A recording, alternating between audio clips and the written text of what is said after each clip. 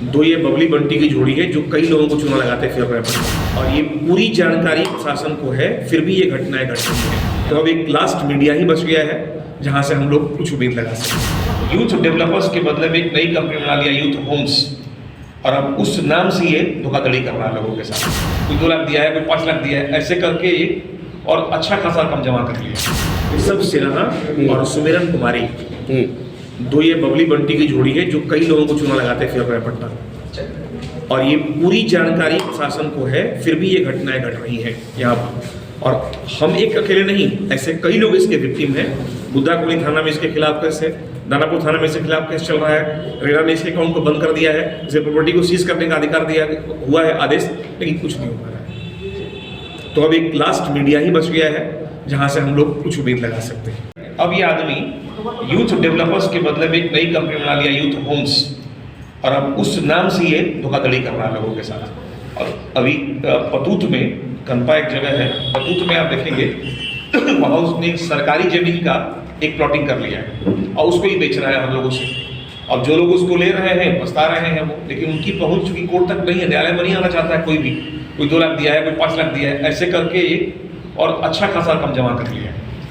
उस फ्लैट के एवज में उसने पैसा चेक के माध्यम से दिया और सारे पेमेंट को स्टॉप करा दिया। जब चेक को प्रेजेंट किया गया बैंक में तो उसने सारे पेमेंट को स्टॉप करा दिया।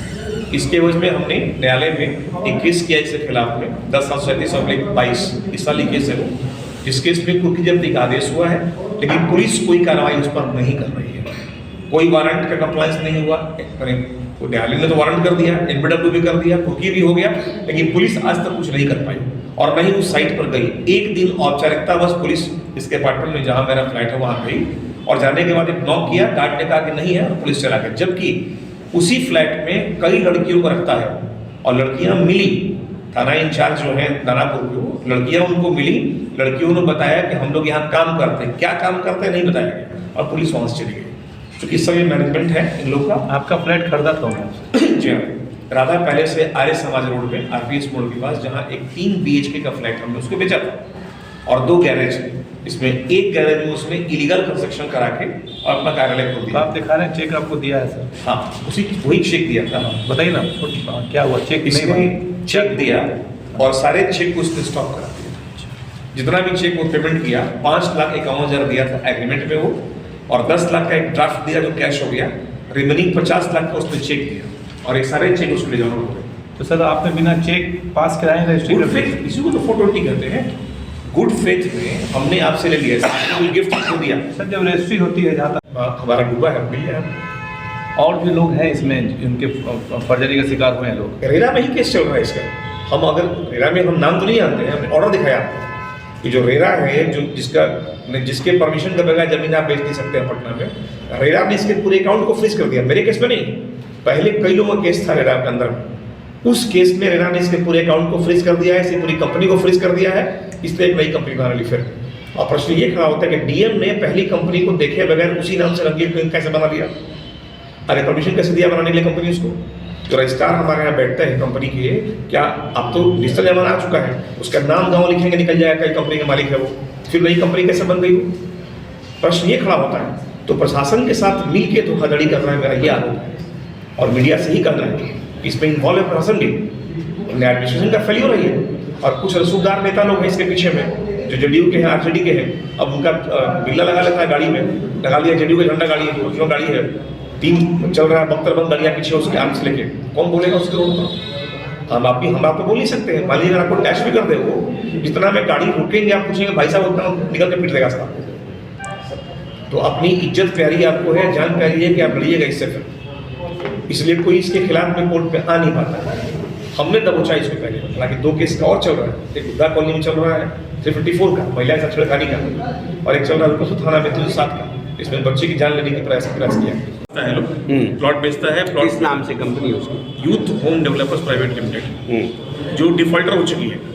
रेरा ने उसको फ्रीज कर दिया है, उसके ब्रांड को भी बंद कर दिया है, अकाउंट भी उसका फ्रीज कर दिया गया। अब उसने एक नई कंपनी डाली यूथ होम्स, और यूथ होम्स की जानकारी पुलिस को भी है और डीएम को भी है, क्योंकि पंजीकरण उनका आदेश से ही होता है वो। अब यूथ होम में वो चीटिंग कर रहा है। फिर एक नया कंपनी बना लिया उसने चाइल्ड होम्स करके, बच्चों के लिए, नर्सिंग के लिए, जहाँ 5-6 लड़कियों को मिसयूज करता है वो फ्लैट में, और ये पुलिस की जानकारी में है, क्योंकि पुलिस जब रेड करने गई थी तो वहाँ लड़कियाँ मिली थी, लेकिन पुलिस ने कोई कार्रवाई नहीं की उस पर। अब थाना इंचार्ज जो है दानापुर के, हमने उनके खिलाफ में डीजी को लिखा था कि उनकी जांच कराई जाए, उनकी संदिग्ध भूमिका है और जांच करा के और उस पर कार्रवाई की जाए। तो अब सवाल है कि जो अभी नए डीजीपी साहब आए हैं, पहले वाला तो कुछ नहीं कर पाए, नए डीजीपी साहब आए हैं, वो भी उम्मीद का भाई कुछ कर पाएंगे, क्योंकि इन लोग का मिली भगत से ही सब कुछ होता है। इसमें कुछ 2-3 छोट भैया नेता भी साथ में लगे हुए हैं, जो उन लोगों को पुस्तक करते रहते हैं, उन लोग का अपना कमीशन जाता रहता है।